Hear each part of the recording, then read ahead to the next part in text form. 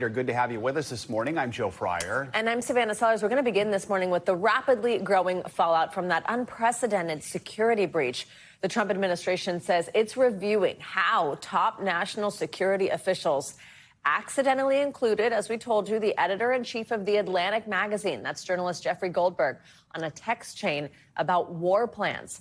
On March 13th, the plans for a large-scale attack on Iranian-backed rebels in Yemen were shared in advance in an encrypted group chat on the messaging app Signal. The texts included details about weapons, targets, and timing for a series of airstrikes that would take place 2 days later. Information that one lawmaker on the House Select Intelligence Committee said put the lives of U.S. service members at risk. Democrats are now demanding an investigation by Congress. In a statement last night, the National Security Council said it's looking into how Goldberg ended up on the receiving end of those messages, saying in part, quote, at this time, the message thread that was reported appears to be authentic, and we are reviewing how an inadvertent number was added to the chain. NBC News chief Washington correspondent Andrea Mitchell has the story. Days before U.S. fighter jets took off from the aircraft carrier Harry S. Truman in the Red Sea for strikes against the Iran-backed Houthis in Yemen, a security breach with potentially catastrophic consequences for the U.S. military. Details of the U.S. war plans shared in real time with The Atlantic's editor-in-chief Jeffrey Goldberg by accident on the unclassified commercial messaging app Signal.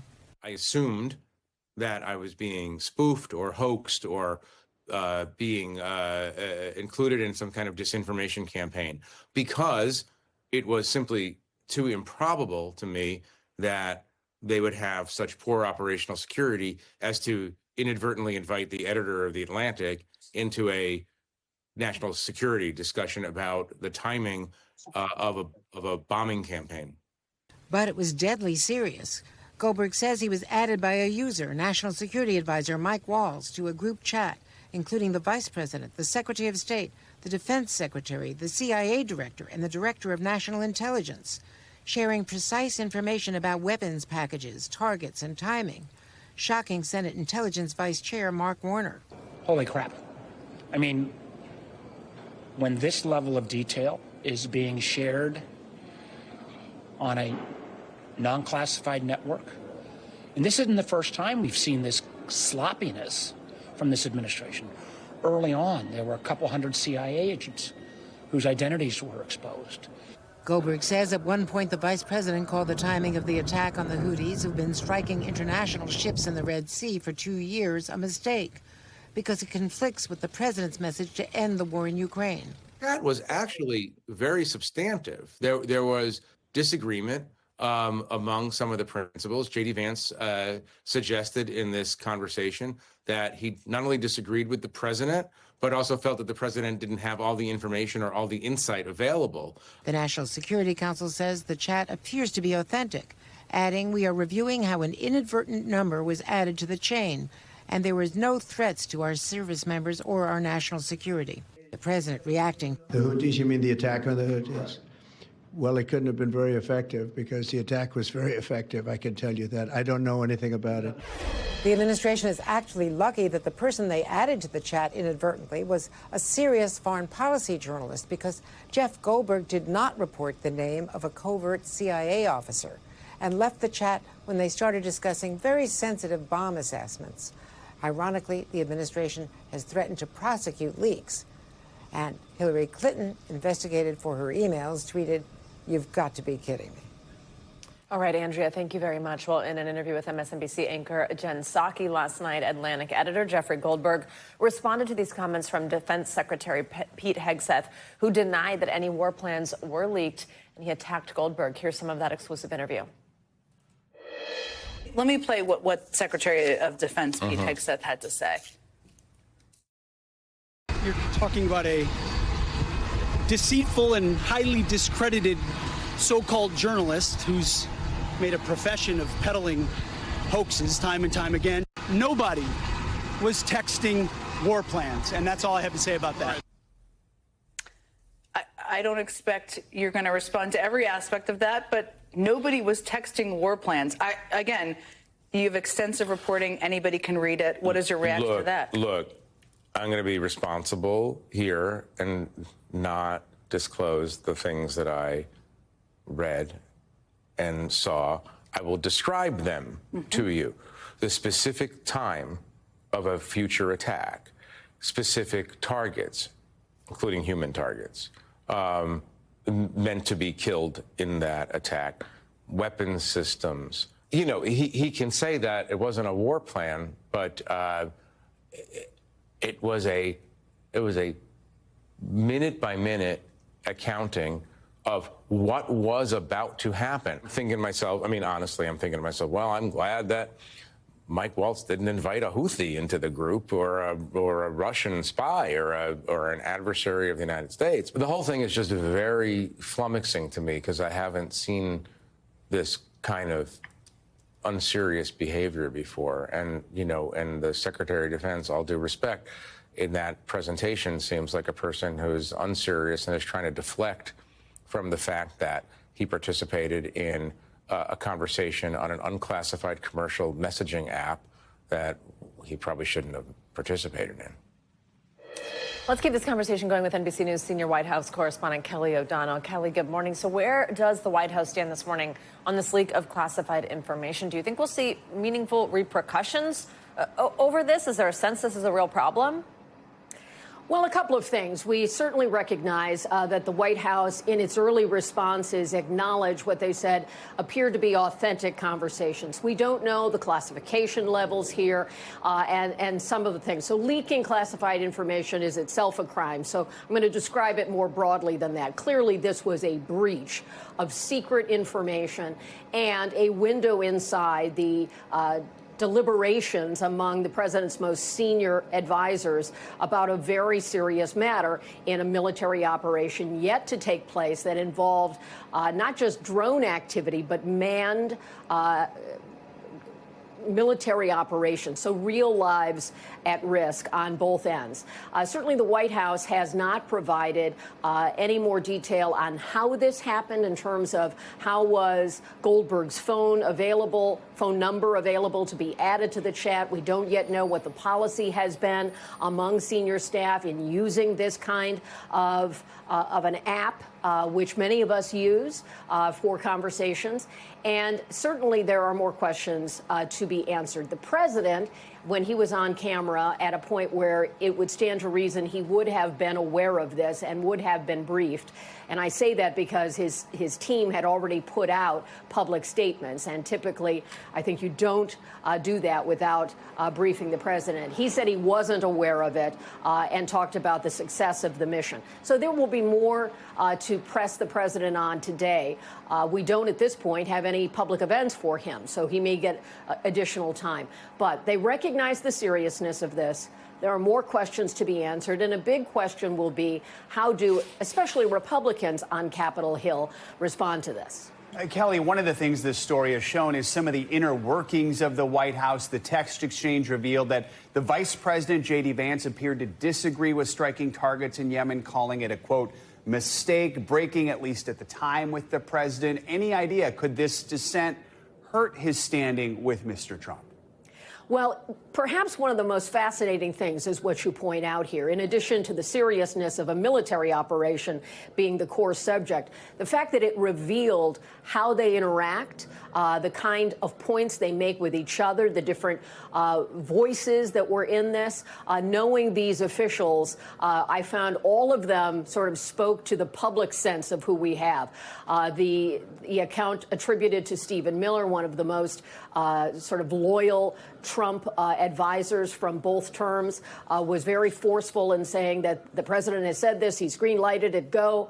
The fact that the vice president raised questions about whether he thought the president was fully served by having all the facts, and the dispute with Europe, that is a window into the inner workings we rarely see, that historians a long time from now will probably look at. So that is very significant in what it tells us. And it could fray some of the relationships. Clearly, senior staff are always talking about the principle. That's the nature of this kind of a hierarchy, where the president is not involved in this level of discussion. He would certainly have been involved prior to that. They reference it. but he's not on this chat. So they're talking about the boss, effectively. And so it does give you a sense of what the relationships are, where some of the vulnerabilities may be, and that's something that will be pursued further as well.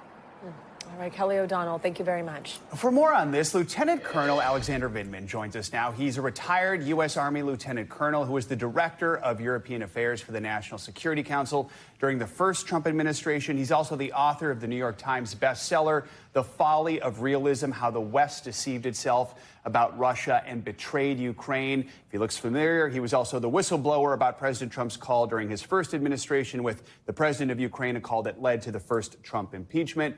Colonel, good to have you with us. So many people on this text chain, they're members of the National Security Council. That's where you serve, so that's why we're anxious to talk with you. What was your reaction to this breach? Have you seen anything like this during your career? I saw your reaction on social media yesterday. We can't put that on television, but tell us what you thought about this. Well, I think I had a very serious response initially, and then I went into like meme mode just because it was so absurd. When I started reading Jeff's article, the first thing I saw was Houthi PC small group, and immediately I understood that was a principals committee, and I was shocked that the sensitive deliberations from this group was being conducted over Signal. Because this is highly sensitive from a war plans perspective. The threat to potential troops, if this fell into the wrong hands, the Houthis would be prepared. I was also shocked by the fact that they were talking about really sensitive discussions over allies, and it really should be a wake-up call to our allies. How the administration continues to see the Europeans as not friends, but as adversaries. And I'm more concerned about the fact that this was specifically labeled Houthis PC small group. What about the Ukraine PC small group or Russia PC small group? Who else is involved there? How did maybe their security lapse, and who else was maybe involved? I quipped kind of very jokingly. It said VP as a response from Hegseth. Could that be Vladimir Putin? Mainly to illustrate that if they lost control of who was involved, they invited the editor-in-chief of The Atlantic, anybody potentially could be involved. And Signal is generally considered secure for the public, but it's not. State actors have access to it.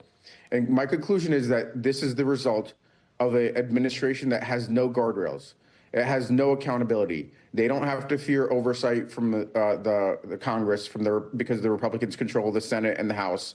And this is what happens when you have ultimate impunity, that you could do whatever you want. You don't have to be concerned about handling classified information carefully. And it's very, very dangerous. Colonel, you mentioned that for the general public, Signal is considered safe. I think that's a smart point. Some people might go on there. Reporters use it a lot. But it's not, safe enough for this. Explain what the normal protocol would be for handling this type of sensitive information, why even an app like Signal, where messages are encrypted, is simply not good enough. What are the risks?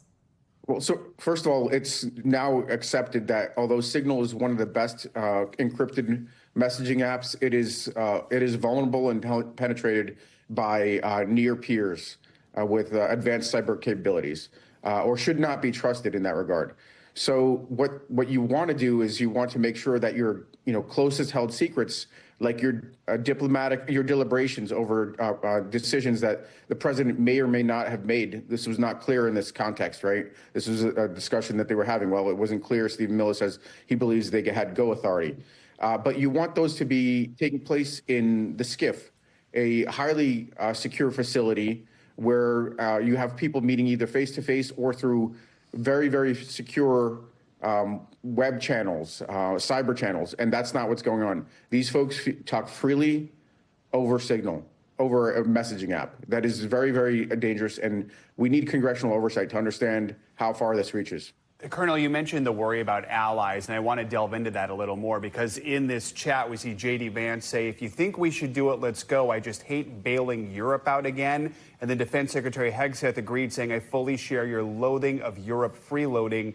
It's pathetic. I mean, given your European affairs experience, how does one clean up calling Europeans freeloaders? Yeah. Well, I mean, I also believe that we need to rebalance burden sharing. I think the fact is that the Europeans have underinvested given the threats in their own backyard. But this is not the way you talk about those allies that have been with us through thick and thin. When we are attacked, that they're in our corner. When we need something, even if it's distasteful for them, they'll hold their nose and join us, because that's what allies do. And instead what you're hearing is basically throwing the Europeans under the bus. So you don't necessarily recover from something like this. It just is another moment of clarity for the Europeans that they have to be ready to go it alone, and something that they've been reluctant to accept. All right, Lieutenant Colonel Alex Vindman, we appreciate your time, your experience, and expertise this morning. Thank you. Thank you. On Monday, a federal appeals panel questioned Trump administration lawyers about the use of the Alien Enemies Act to deport alleged Venezuelan gang members. The Trump administration is seeking to overturn the order of District Judge Boasberg, who temporarily blocked deportation flights to El Salvador using the wartime law. One of the judges, Judge Millett, grilled the Trump administration's lawyers on the lack of due process, saying, quote, Nazis got better treatment under the law. And last night, a new court filing revealed the Trump administration refused to share details about the flights by invoking the state's secret privilege. NBC News legal affairs reporter Gary Grumbach joins us now with more on this. So, Gary, first off, just walk us through some of the key exchanges from yesterday's hearing. What did we hear from the judges and also just from the Justice Department attorneys? Yeah, this three-judge panel heard arguments for more than 2 hours yesterday about whether or not this appeals court should stay or pause Judge James Boasberg's order that blocked the Trump administration from using the Aliens Enemies Act. And two things really stuck out to me here. First, the idea that there was a real lot of concern that the Venezuelans that ended up in that El Salvadorian prison did not get their day in court. The folks that are sitting in that prison right now were not able to get in front of a judge and say, hey, actually, you have the wrong guy, or this is the reason why I should not be in here. I do not apply, perhaps, to the Alien Enemies Act. They were not given that opportunity, and at least one of the judges was very concerned about that. But of course, there's three judges here, and they do have to make some sort of decision. One other thing that really stuck out to me was the idea that the government was arguing that perhaps Washington, D.C. District Court was not the right place for the plaintiffs to file this lawsuit because it's not where the crime, or alleged crime, occurred here. And that's because the planes took off from Texas. Now, Texas is, of course, a much more favorable place when you're talking about the judicial system for the Trump administration to have a lawsuit filed against them. It's also something that the government should be watching because it's also much more friendly to them, and it's important for that to happen for them there. As we mentioned, it was later revealed that the Trump administration invoked this, it's called the state secrets privilege. Walk us through what that means and why it was used in this case, what kind of impact it had. Yeah, this happened late last night when Attorney General Pam Bondi, Secretary of State Marco Rubio, and DHS Secretary Kristi Noem all filed sworn declarations in the district court case saying the information that Judge Boasberg was looking for was so top secret and so highly classified that it was information that Judge Boasberg couldn't even hear about behind closed doors, out of view of the public or the media. Now, these are questions like what time the planes took off, how many people were on the planes, and when the planes landed in El Salvador. Information that on its face is not entirely classified, but information that could get the government in trouble if it found out that they violated a court order. And Gary, do we have an idea of just how quickly the panel is going to rule here? So it's going to be in the next few days. This is something they do want to get done quickly because they understand this is on a fast track to the Supreme Court, and they don't want to have to be in the way of that happening. So this is certainly going to be adjudicated in the next few days. All right. Gary Grumbach, thank you so much for covering that for us. We appreciate it. Thank you, Gary. Well, here on the East Coast, firefighters are still trying to put out wildfires that have popped up from New Jersey to Florida. The dangerous conditions have forced many residents to evacuate. NBC News correspondent Kathy Park is in North Carolina with the latest. There are few signs the wildfires here in the Carolinas are letting up, and crews will be working throughout the night to make sure the flames don't get out of control. Crews across the Carolinas fighting multiple wildfires, attacking the flames on the ground and in the air. Parts of western North Carolina taking the biggest blow just 6 months after the remnants of Hurricane Helene tore through the region. The storm knocked down debris and trees, adding extra fuel to these fires. Take a look. This is just a snapshot of some of the burn scars in the area. We're not seeing any active flames right now, but that doesn't mean hot spots can't flare up at any moment. Residents near the danger zone warned to leave or risk getting trapped or injured. It's been a wild couple of days. The blaze nearly took over John Grace's backyard in Polk County. The fire is burning like crazy. There's massive amounts of manpower. For 6 hours, firefighters kept the flames away. South Carolina's governor declaring a state of emergency. The Table Rock fire scorching more than 1,000 acres this weekend, putting residents like Kathy Bear on edge. When you look at the smoke, does this make you a little nervous? A little, but I'm hoping and praying that it goes the opposite direction of our house. A wildfire tore through 2,300 acres in New Jersey's Wharton State Forest. 2 days later, it's now fully contained. And more wild weather in the south spawned a tornado in Mississippi Sunday, while damaging winds in Louisiana toppled trees onto homes. And conditions have been so dry in the area, it doesn't take much for these fires to spread. Here in western North Carolina, nearly 5,000 acres have burned, and that number will likely climb. All right, Kathy, thank you. Clearly, much of the East Coast could use some relief, so what can we expect? Let's get your morning news now. Weather. Meteorologist Michelle Grossman's here in studio with us. Hey, Michelle, good morning. Good morning, guys. And we do have a few chances for some rain. No big systems today, but as we get closer to the weekend, we're looking at the chance for some strong storms. This is what it looks like today. We have a little system moving through the mid-Atlantic. That's going to bring some showers, some snow showers in portions of northern New England. Could see a few showers also in the Ohio Valley, but notice it's really nice and quiet.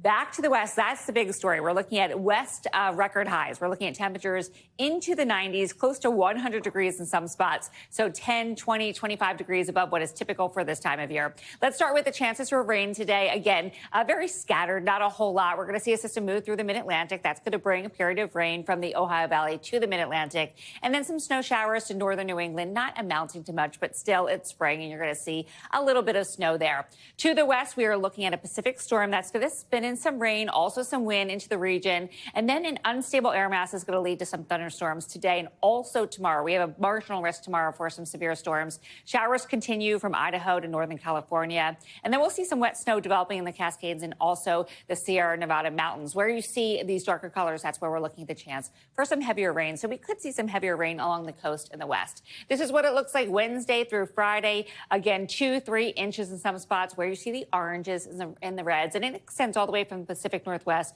to portions of northern California.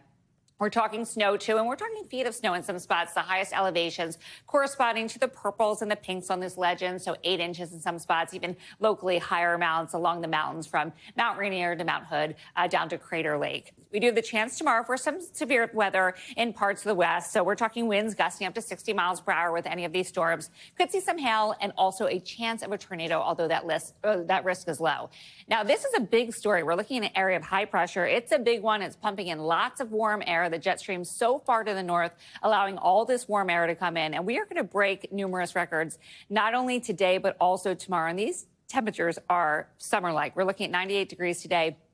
In Phoenix, that's 18 degrees above what is typical for this time of year. Into the 90s in Del Rio, 80s in Amarillo, Lake Charles. Tallahassee, you're going to be above normal, too, at 81 degrees. And then look what happens tomorrow. We're still really warm, summer-like in so many spots. Again, 25 degrees above what is typical for this time of year in some spots. Boise, Idaho, 80 degrees tomorrow. That's 23 degrees above normal. 91 in Phoenix. You need the shorts. You need the short sleeves in early spring. 80s in Roswell and also in Wichita Falls. It's chilly, though, in portions of the Northeast. So we have this temperature divide. It's like very spring-like, if not wintry-like in some spots in northern New England, and then summer-like in the south. But you're having fun reading those temperatures. I love it, and I want to be there. 90, yeah, 80. I've said it 7 times already today. I'm like, 98. I can't even believe it. I know. Can't wait for that here. I know. Thanks, Michelle. Sure. Thanks for watching. Stay updated about breaking news and top stories on the NBC News app or follow us on social media.